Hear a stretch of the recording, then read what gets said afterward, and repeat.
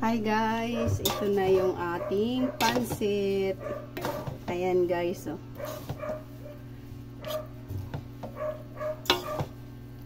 Ayan guys, sulo lang talaga ako nito guys gumawa.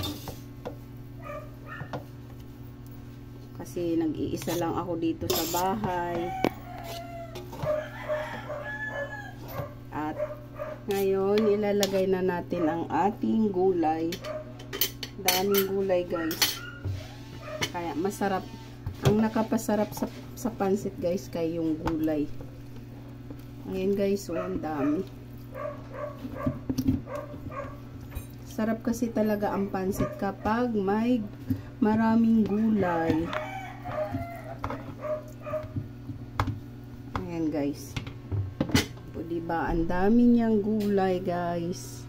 Natakpan na yung ating ano. Kaya ngayon, hahaluin na natin ang ating pansit.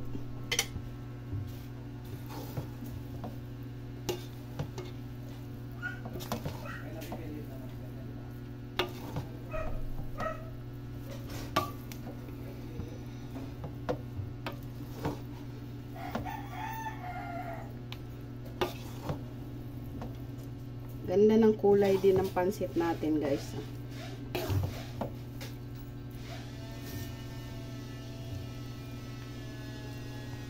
O nga pala guys, may nagpaluto lang sa akin ng pansit, kaya ayan.